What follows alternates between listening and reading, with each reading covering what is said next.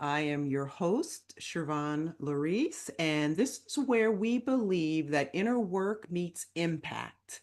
And today we are going to be talking a little bit about the edges of consciousness and the evolution of our species on this planet, basically. Um, my background has been very much so entrenched in the last 6 or 7 years in psychedelic exploration and bringing psychedelic healing into the mental health sphere with the trainings that I have received. And today we'll be talking about how plant medicines and psychedelics may hold the key to the global shift in consciousness. And today, my guest is Stephen Gray, who's a teacher and a writer on spiritual subjects and sacramental medicine. And he is the author of several books, Returning to Sacred World, a Spiritual Toolkit for the Emerging Reality, Cannabis and Spirituality, an Explorer's Guide to an Ancient Plant Spirit Ally, and how psychedelics can help save the world. Visionary and Indigenous Voices Speak Out. And so today I'm looking forward to having a very riveting conversation. So, Steve, why don't you unmute yourself and maybe share a little bit about yourself with the audience, and then we'll dive in. Sure. I don't know. What do you want to know? What, How I what are you got up in, to these days? wasting as much time as possible.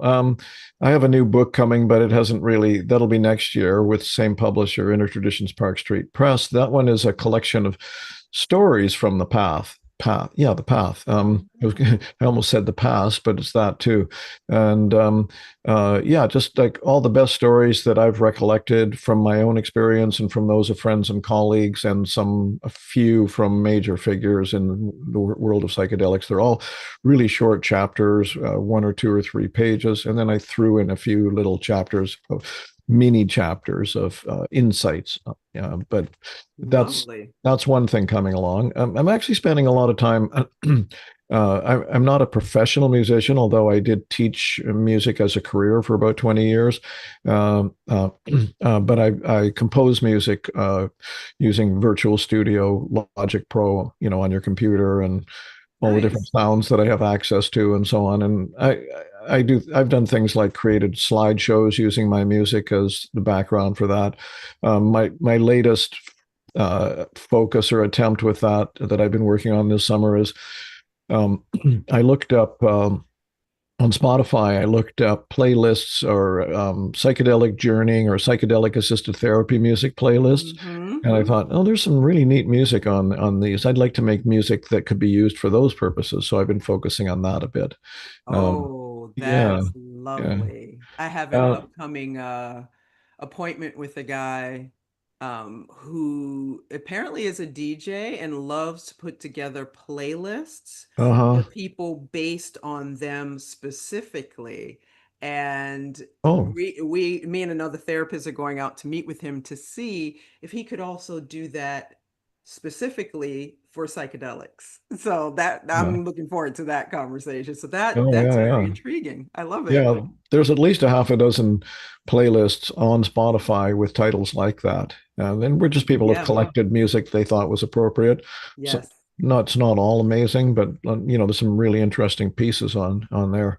So that, and Absolutely. then I'm not doing this yet, but my next project, along with continuing to do some of this music, is I want to I have a newsletter with MailChimp, but I want to migrate that as much as possible over to Substack and get rid of the Chimp one. Wow. And I want to start putting out content there, short essays and stuff. And I might use, as I say, do some video recording with my own music as the background for that, for example. But as you Definitely keep probably, me on your email list then. I'd love to know about that. oh, okay, sure. But probably that question that you asked often is like implies, if doesn't state directly necessarily, what got you into all this? So I had thought about Mm, this, assuming you want to know. I thought about this a couple of minutes before we got on together today, and the one thing I want to say is that with a sort of a woo-woo alert disclaimer for some people probably, but I don't think we can talk about what formed us and what pointed us in the directions we go in our life, especially for people who are active about change and growth, without considering or without acknowledging that we carry a stream of history that goes way back before the birth of this particular incarnation. yes. I could spend the hour telling you about some of the information that's come my way that leads me to think that I have a history, just like probably everybody else. Mhm. I'm fairly sure I knew my the Buddhist teacher that I studied with in this life in past lives. I was probably a student of his in past lives. I'm pretty sure I've been around spiritual and religious environments. I've been told that by some pretty powerful psychics a couple of times as well Mm, in the past. Not necessarily always successfully, but basically, so one answer as to how I got into this current work that I do is it's a continuation of a long history, I would say. mm, So in this particular incarnation, um, I've just always been, well, for one thing, when I was growing up, I didn't have a good handle on myself. I was quite shy in a lot of ways. It's kind of a classic that people that get involved in healing work of one kind or another are typically because they need healing. They yes. recognize that they need healing, right? So Hmm. by the time I hit early adulthood, I was pretty sure I needed to go to the repair shop. Um, and uh, and by the way, cannabis had an influence in that. As you Yeah. know, I've been an educator on cannabis and a ceremonialist for a long time as well. But Yeah. And how did it kind of influence, along with psychedelics, or shape your life and the work? well, for starters, and this was, how would you put it, accidental or unconscious in a sense. It wasn't part of any kind of a plan.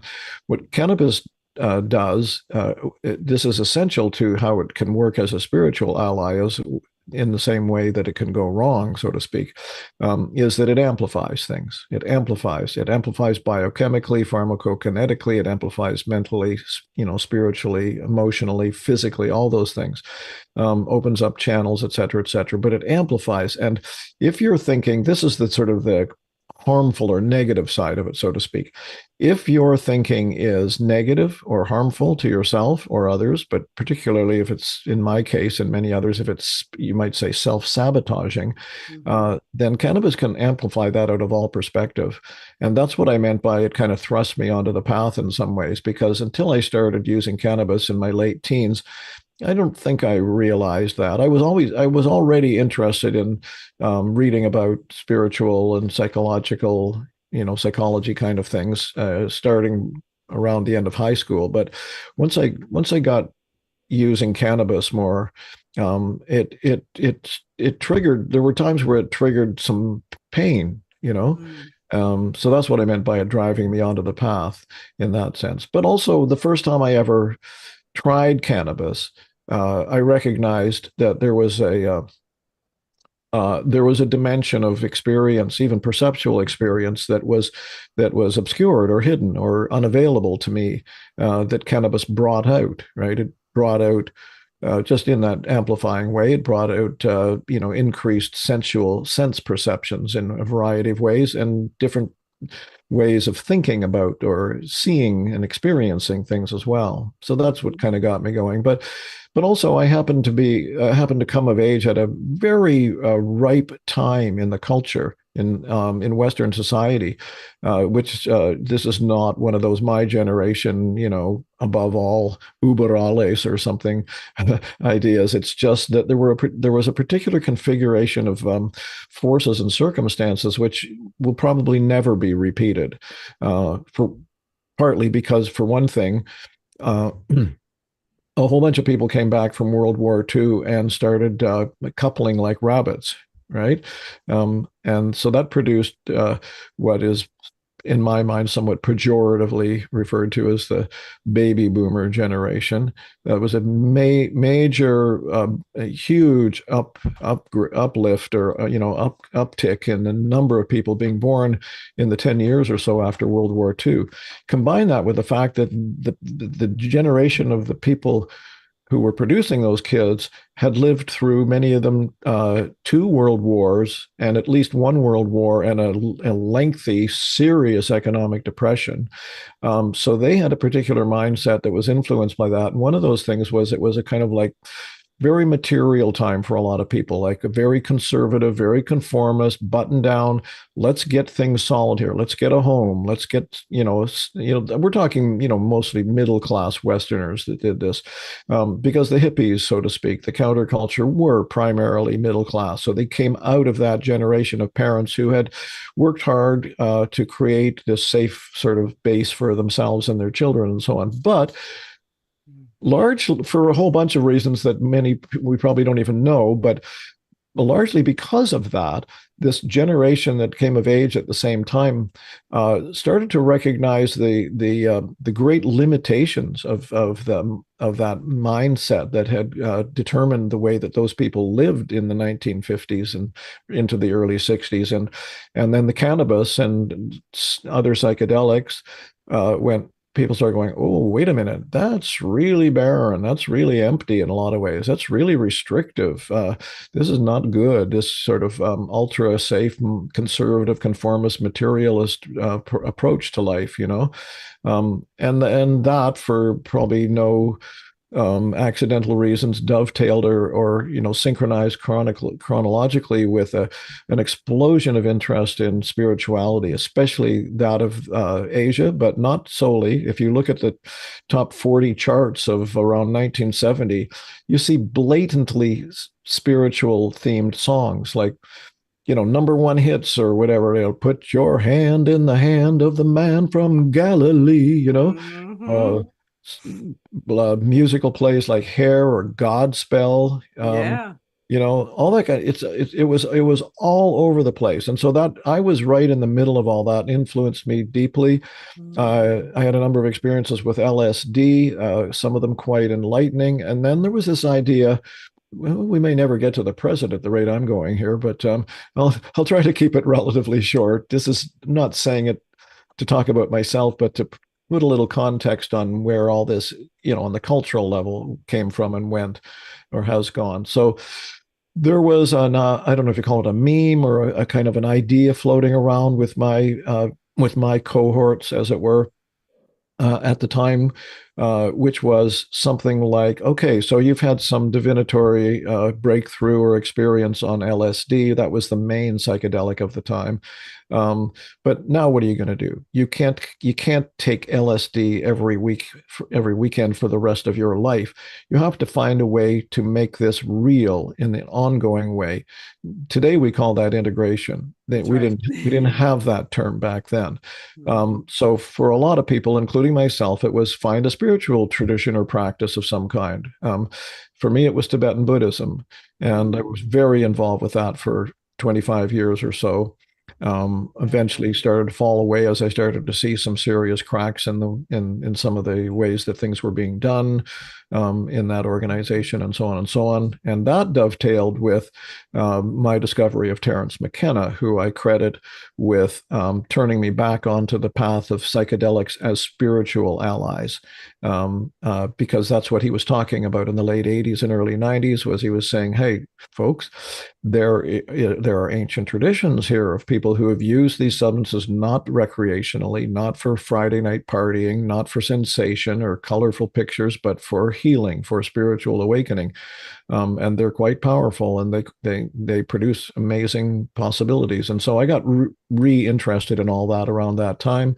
And I'll give you the very short version. One thing led to another. I started working with psychedelics again. One thing that led me to was a Native American church with the peyote prayer ceremonies, and I had about 10 years of very active participation with them. That was amazing. I would like to say for people that excuse me, that I've been around a lot of ritual containers with and not with medicines in particular, like the Tibetan Buddhism. I mean, I grew up in the Christian church too. I've been around all kinds of ritual containers, you might say, and in my experience, the container created in those Native American church all night peyote prayer ceremonies is unparalleled. It's essentially impeccable.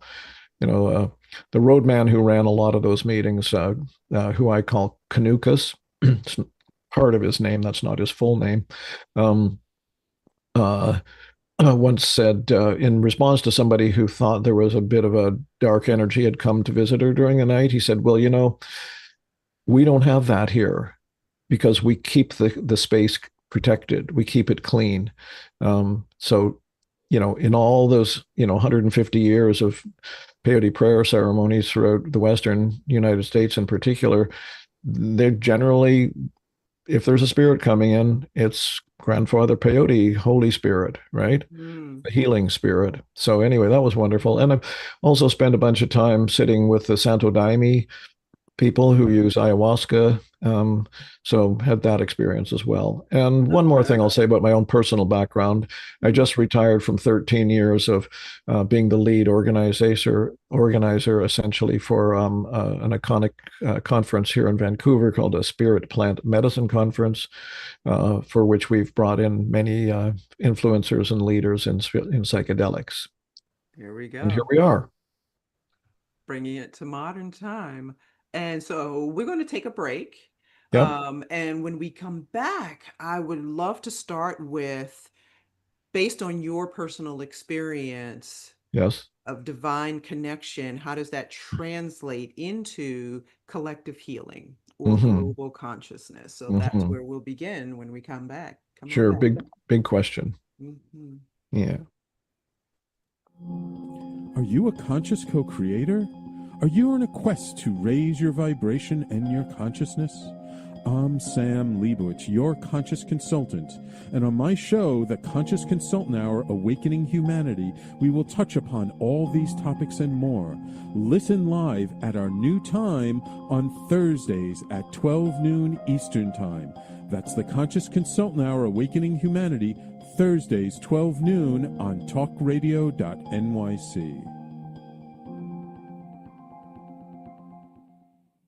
Are you a high-achieving, growth-oriented leader? Are you interested in developing your authentic leadership while creating a healthy, inclusive workplace? Hi, I'm Dr. Mira Brancu, host of The Hard Skills on talkradio.nyc at 5 p.m. Eastern on Tuesdays, where we discuss how leaders develop the hard skills needed to make a greater impact. We interview experts, have live coaching, and tackle these challenges. Listen to The Hard Skills on Tuesday at 5 p.m. Eastern on talkradio.nyc.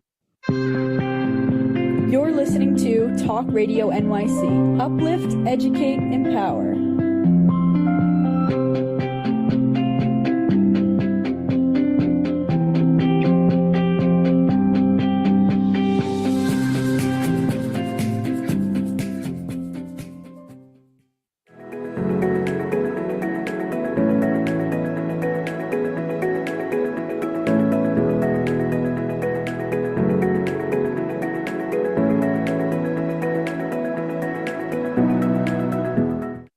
Welcome back to the expansion room, where today we are talking about the role of plant medicine in humanity's return to the sacred. And my guest today is Stephen Gray.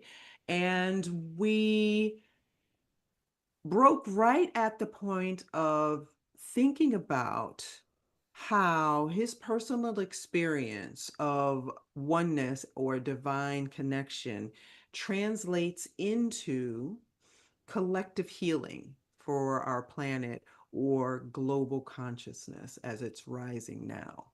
And so I'll leave the floor to you, Steve. How would you think about that as a larger collective issue? Oh, and you'll have to unmute. Sorry. Okay, it's a really big question, and I really would feel, for me, it would be inappropriate to try to nail that one down with some kind of authoritative carved in stone answer. There are lots of different opinions about how likely the use of psychedelics is to be able to have any kind of significant influence on the trajectory of planetary affairs. Some people are quite skeptical. Some very astute, deeply considered, philosophically oriented writers and thinkers think that there's not much hope for psychedelics. It's just that our problems are too overwhelming for too many. There's too many people. There's 8 billion people on this planet, and how many of those people are using psychedelics, and how many of those people are using them with right intention, you might say, and how many of those people are able to translate, as you're implying in your question, their personal awakening or insights or catharses into collective action. So it's a really big question. Let's go back to the basics about what they actually do, though, or can do. So, in the right circumstances, and occasionally, accidentally, where somebody wasn't thinking about why they were taking some psilocybin mushrooms and they ended up having an amazing insight or an experience, fine. But you're of course, as you would know, Shervon, you are lifting up your percentage chances dramatically by taking these substances, first of all, with the intention of healing and awakening, and Absolutely. secondly, with in the right circumstances, the right conditions, preferably with a sitter, a guide, or in a ceremony guided by somebody who really knows what they're doing. And we could actually spend an hour talking about what knows what they're doing means as well, but we won't. I'll just say in sort of 27 and a half words or less that in my view and that of many other people, anyone who has the balls to the cojones to set themselves up as a ceremonial leader like an ayahuasquero needs to do a rigorous and oftentimes long period of training, keep under a mentor, and remain humble and be really clear about why you're doing this, because it's too easy to be in it for sex, power, money, influence, etc.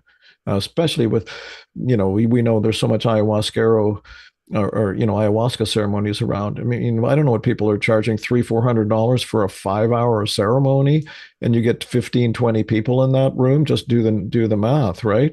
There's a chance of making good money there. And then if you think of yourself as some sort of a guru or wise person, and you could be seduced into seducing, as it were. So that said,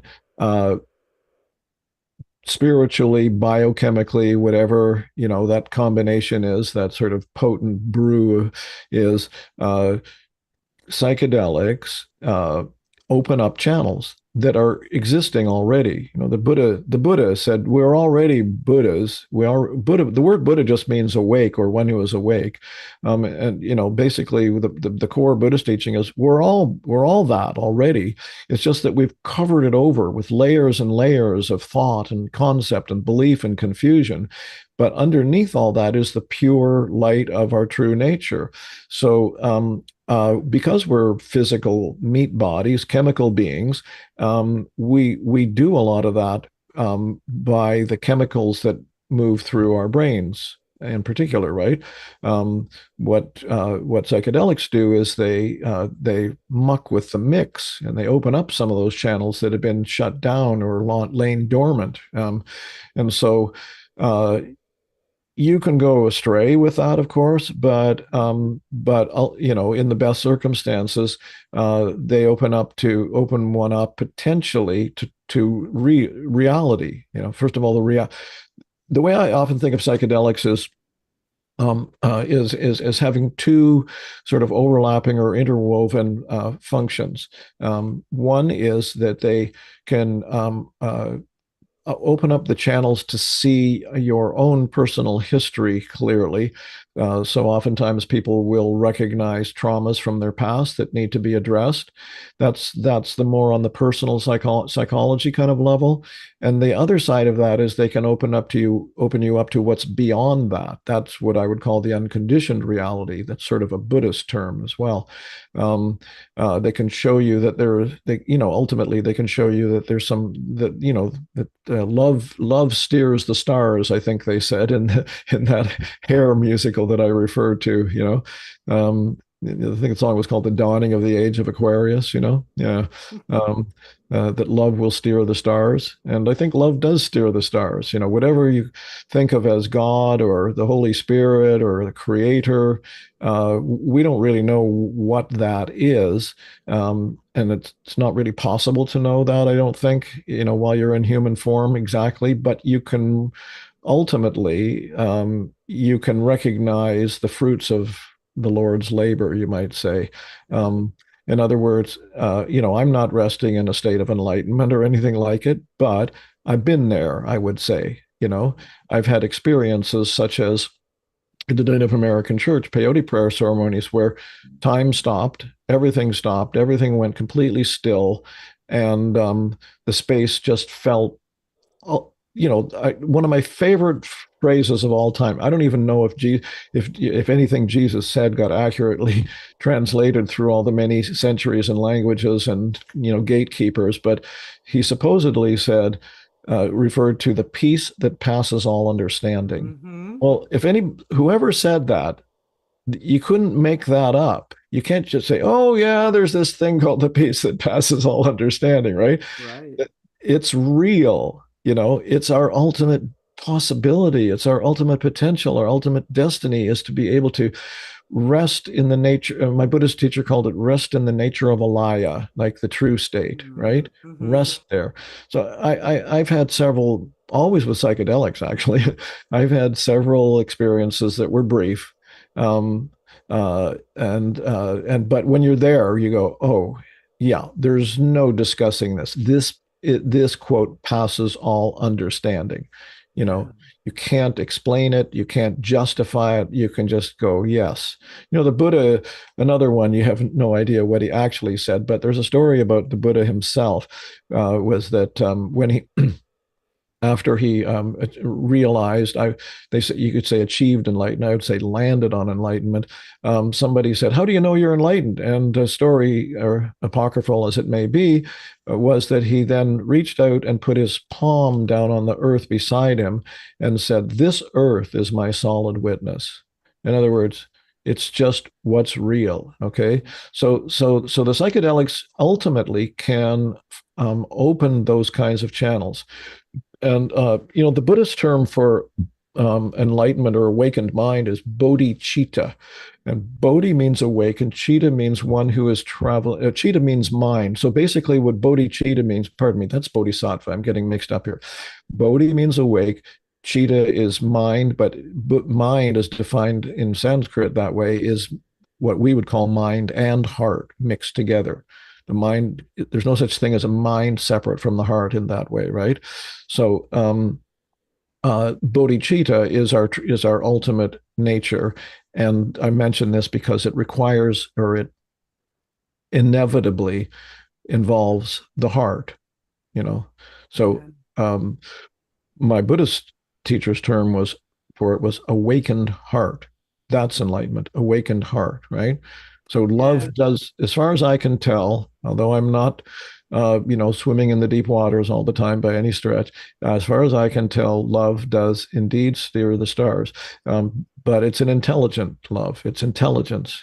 Terence McKenna talked about this a lot too. It's very common that people have had these kind of experiences talk about how the ultimate source, if you will, of life altogether, the eternal beyond time and space source, is something, words are so frail in comparison to actual truth, but something like intelligent love, creative love. I like to think of the creators, and I think there are many, as artists.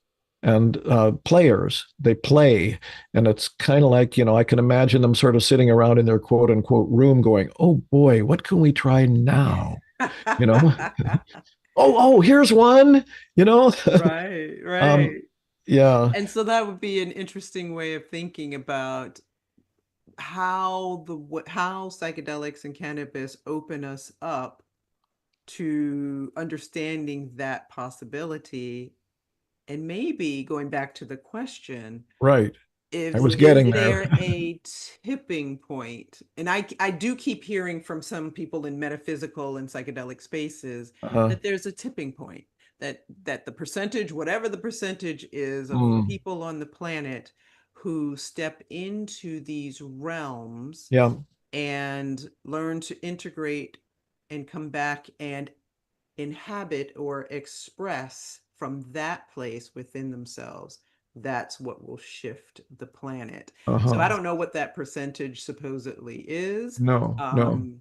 but that's the whole idea, I think, Yeah. is that and it doesn't necessarily have to be, and we'll talk more about this later Uh-huh. today, plant medicine, because there's holotropic breath work, there Yeah. are Yeah. other practices. I'm in the yoga tradition, you in the Tibetan Buddhist tradition.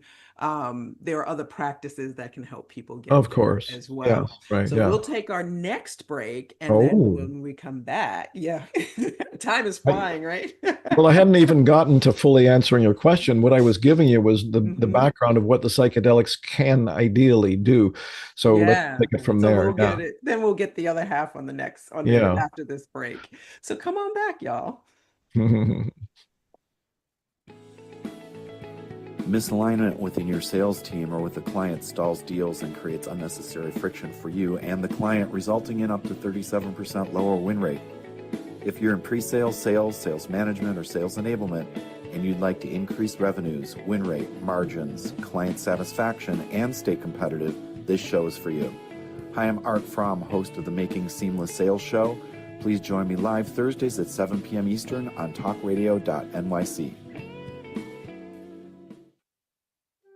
Have you ever wondered what truly lies beneath the calm?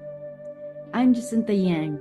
Join me every Wednesday at 1 p.m. Eastern Time on Talk Radio NYC as we explore healing, self-discovery, and the space where science meets spirits to help you find peace in a busy world. Take a deep breath and tune in to Beneath the Calm, where every conversations guide you back to the calm within. You're listening to Talk Radio NYC at www.talkradio.nyc. Now broadcasting 24 hours a day.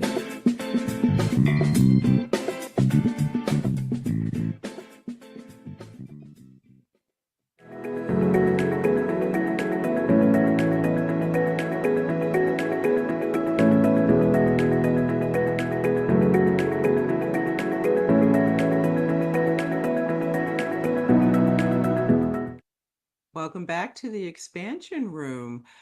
Steve, would you share with us a little bit more of your answer to that question? Oh, and you'll have to unmute yourself. Just taking a brief moment, and then we'll move into the rest Sure. of this segment. Yeah. Okay. So we have a bit of a problem. This is a huge topic that we're Yeah, talking about. We could easily do a couple of hours like this, easily. So indeed. I'll try to narrow it down to what I hope might be some of the essential points here. So in the previous little segment, I tried to point out or try to, explain what psychedelics can ultimately do. They can lead us to our true nature, ultimately.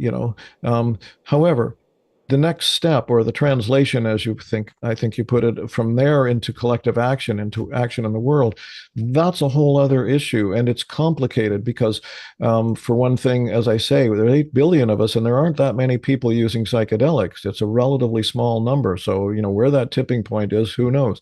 Secondly, how many of the people that are embracing psychedelics are making that step? And that's a question, and in fact, there's a study that indicates that depending on certain, variables, factors, psychedelics can actually make you more of what you already were in your way of being in the world. So if you Mm-hmm. are already an arrogant person, the insights that you gain, that seem to be quite powerful spiritual insights could potentially make you more arrogant, a lot less, right? Mm. So humility is absolutely essential in all this work. Absolutely essential. And continuing self-examination, Mm-hmm. integration, etc. But also the recognition that it's just the starting point. I mean, I've been around this kind of stuff long enough. I was involved with the sort of encounter groups and healing groups of the 70s and so on. And, people would get obsessed endlessly with their quote case history, because there's always something, that you can unravel in yourself. My old Buddhist teacher once said, you'll never know all of it. You've got past lives. You've got a giant, library full of traumas from your past lives and so on. You'll never unravel all that stuff. So all you can do is just, be as present as possible. Do this, was it the famous psychologist William James said that, the unexamined life is not worth living.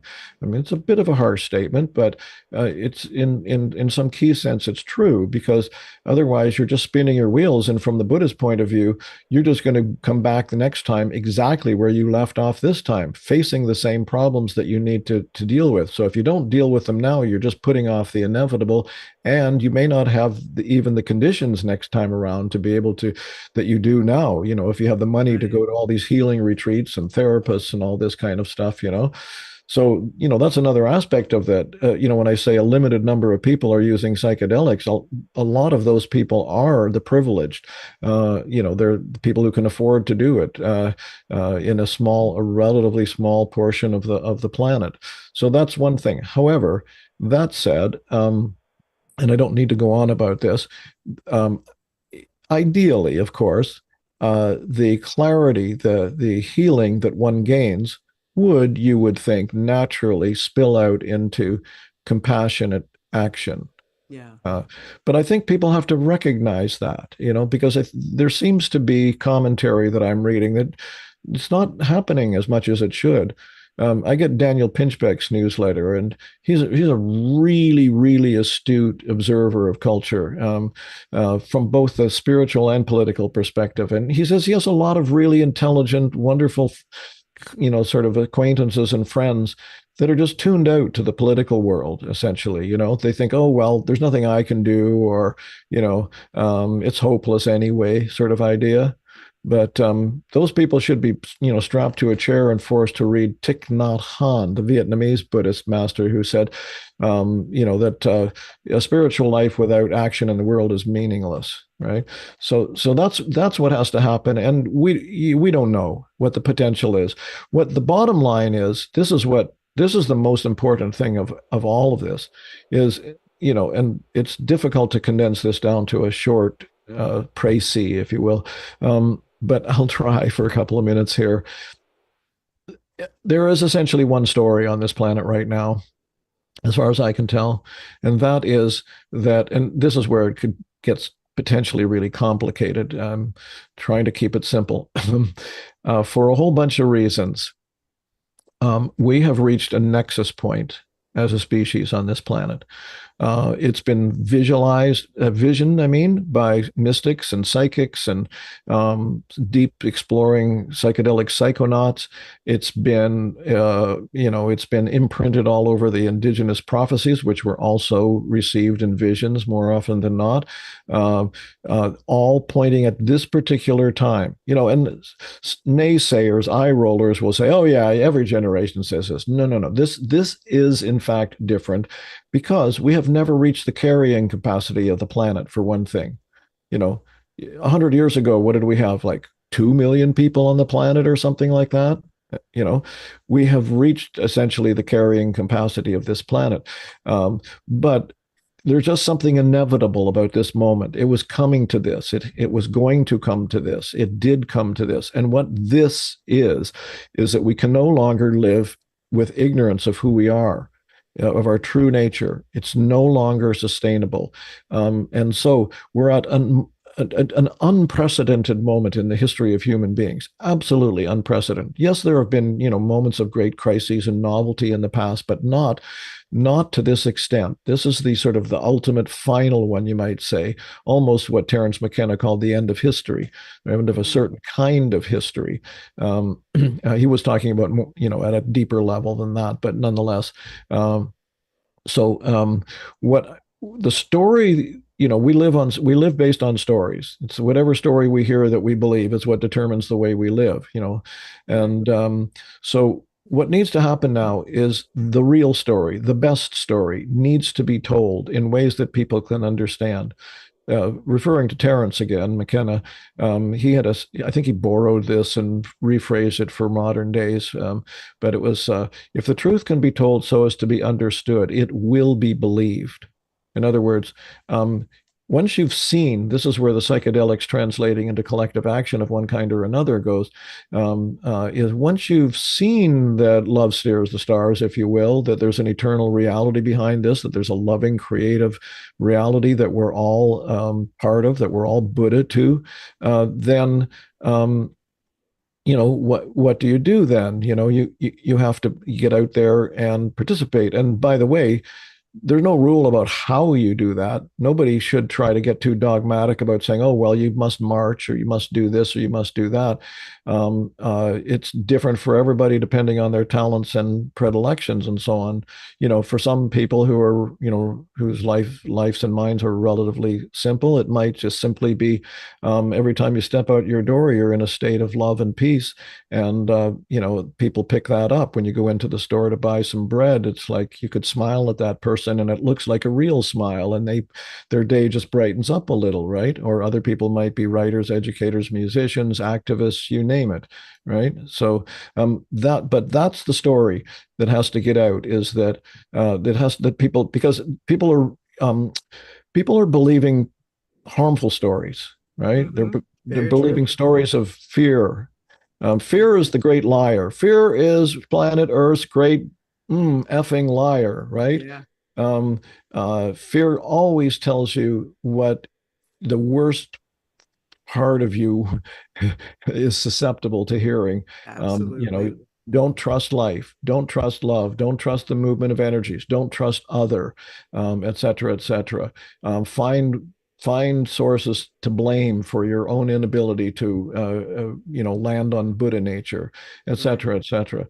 But there's another story, and it's the only story in a sense, right? It's the real story. It's the story that we are these awakened beings by nature, and we need to find that. Quite honestly, again, this is not just something I made up or an opinion that I've come up with on my own from a lot of the sources of wisdom that I draw upon. I would say I believe that things are going to get worse before they get better. But that's all the more reason why we do need the real story, the believable story that makes sense, that there is a true nature, that humans are capable of arriving at it, achieving it, and manifesting it individually and collectively. So ideally, we need to be thinking ahead, that we may see, because this system has reached its comeuppance point, right? It's unraveling because it's unsustainable, because it's based on spiritual misunderstanding. It had to unravel at some point, and this seems to be the point, sometime happening already now and developing over the next several decades. So, material life might look a lot more rugged, and that in the near future, and that might cause a lot more fear and confusion. But the more people can hear the story from people who have some sense that it's real and they're not just theorizing, the more likely it is that we'll be able to make that transition, that kind of tipping point that you were talking about, can result in us arriving at one of the contributors to my book called A Mature Planetary Civilization. Yeah. You're both of us. probably at time for And your we are next at break. time for a break. Perfect timing for a break. And so Yeah. when we come back in our last segment, we'll talk about how to bring like the two worlds together in the sense that those who are exploring with psychedelics and those who are not, but who are still on the path, how do we then collectively bring that waking up or that tipping point into being? So come on back. On Frank About Health, we're not just talking healthcare. We're managing disruption and innovation. Over the last 4 years, I've taken you from epilepsy and COVID to mental health, caregiving, and now the front lines of healthcare transformation. Stay tuned for a healthier future as we bring on the innovators, professionals, storytellers, and advocates who show you how to own your healthcare every Thursday at 5 p.m. Eastern Time on talkradio.nyc. Are you a purpose-driven individual looking for deeper healing, clarity, and growth? Welcome to the Expansion Room, a transformative space for purpose-driven individuals. I'm Shervon Laurice, host, licensed therapist, and coach. Join me every Wednesday at 5 p.m. Eastern Time on talkradio.nyc. You're listening to Talk Radio NYC at www.talkradio.nyc. Now broadcasting 24 hours a day.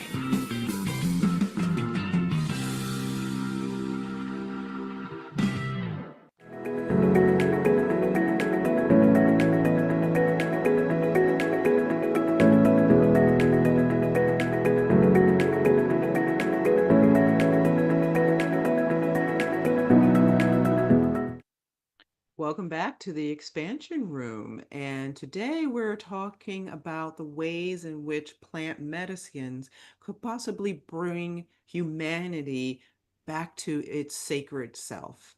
And the question that pops up for me right now, Steve, is that that question around for those who are not in psychedelic spaces, but they are in sacred spaces, right? They are people who are people of prayer, who are doing conscious service, who engage in going inward through meditation and all the other sacred practices, which I also include mental health in that, because doing the work, the shadow work, doing the mental wellness deep dives, as some people like to call it, can also help you to get to the other side. For some people, it might take longer, but those are the ways people can tap into sacred space within themselves to then hopefully integrate that experience out into the world.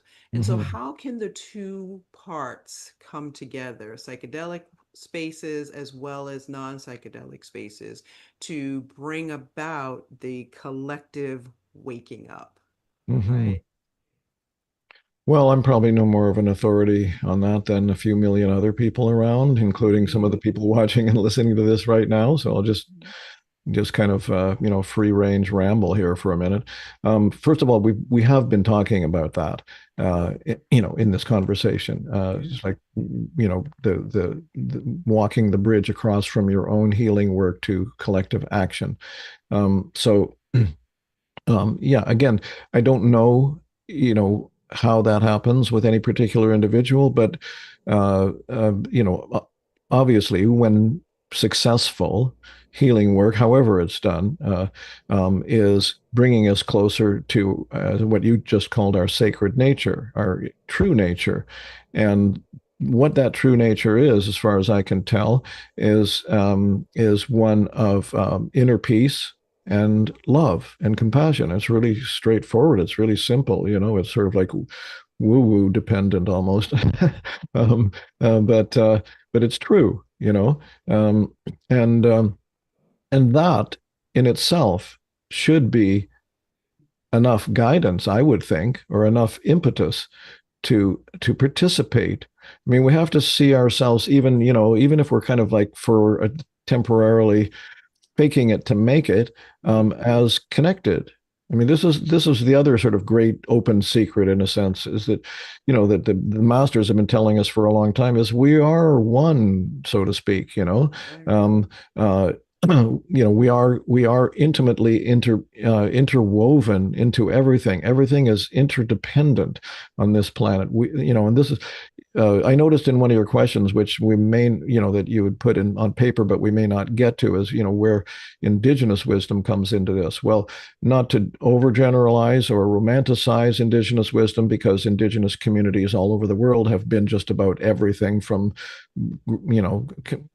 embodying great wisdom to, violent cultures, et cetera, et cetera. However, there does seem to be a somewhat common thread amongst many Indigenous people, certainly, Native Americans and Native Canadians that I'm aware of. And I have met a lot of these people and studied and read a lot of this stuff as well, that is earth connected in a way that the modern Western culture is not particularly. And that's also a huge topic, because it involves our history and the kind of conditioning that's been laid upon us to see ourselves as a separate and above from dead nature, right? This was Rousseau, or I forget who it was, one of these French philosophers that posited that nature is dead. There's nothing alive. This is the great sort of uncovering that has to happen, or one of the great uncoverings, is to recognize that there's absolutely immense intelligence in everything, even rocks. Native American medicine people have communicated with rocks, believe it or not. Certainly plant human communication is extensive. Animal human connection or communication is extensive. This is one thing the psychedelics can do, is they can open up these channels, but it's not in terms of the kind of question you were leading this into, is that it doesn't have to be the psychedelics. They just happen to be, because of their biochemical function, at the very least, the most powerful and dramatic, openers of the door, as it were, gateways to opening. But and everyone's coming from a different place too. Like when I talk about, all these past lives that we've had lots of people come into this life ready to hit the road running, as it were, so they don't necessarily have to do psychedelics to be able to, to be of service.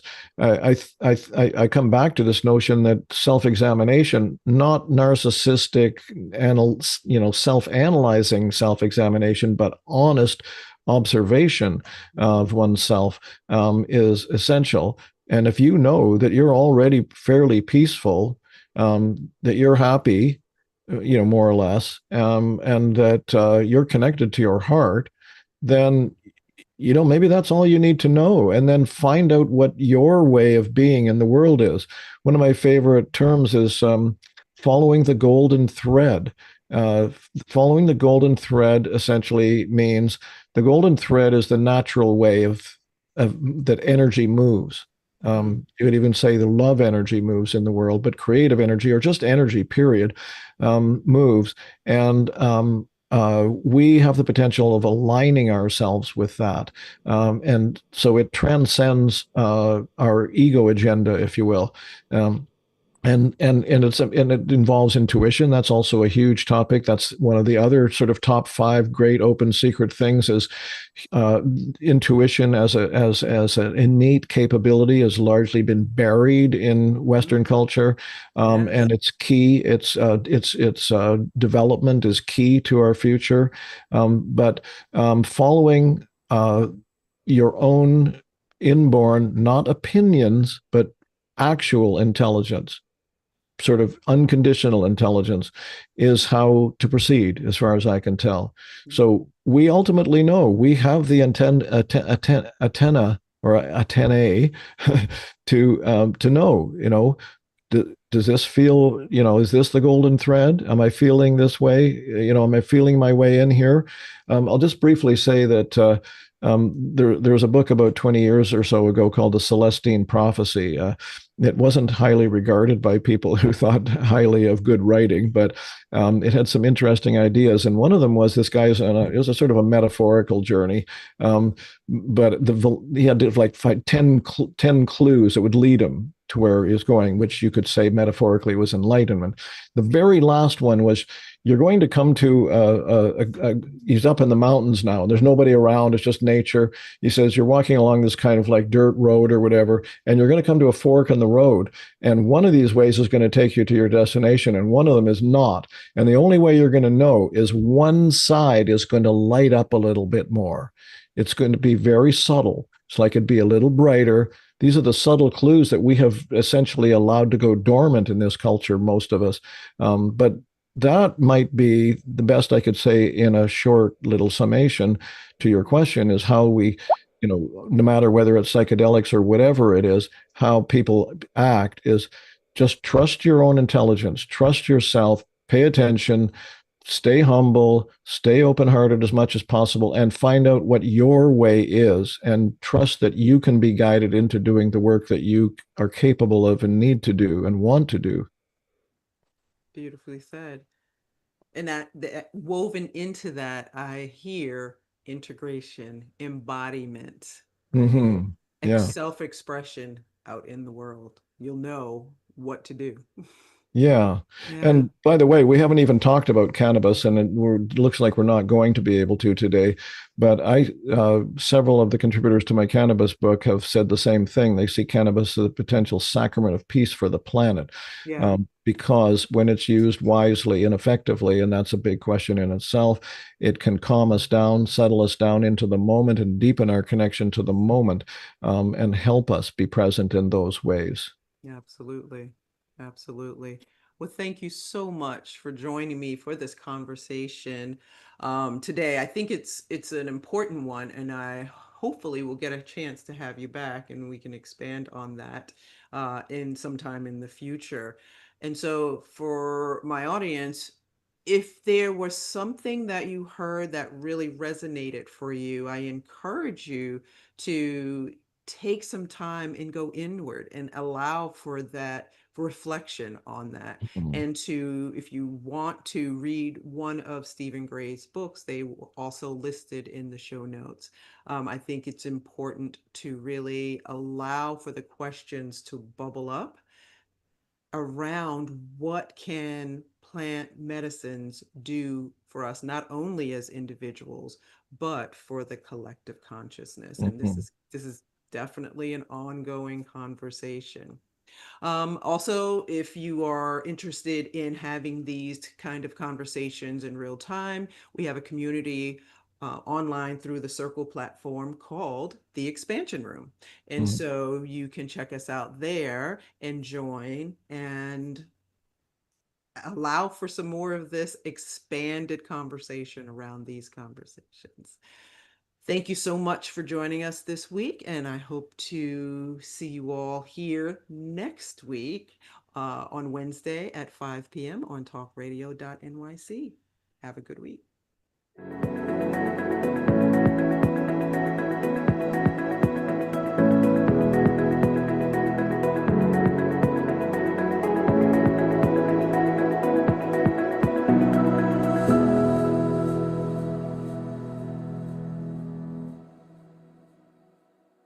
You happy with that?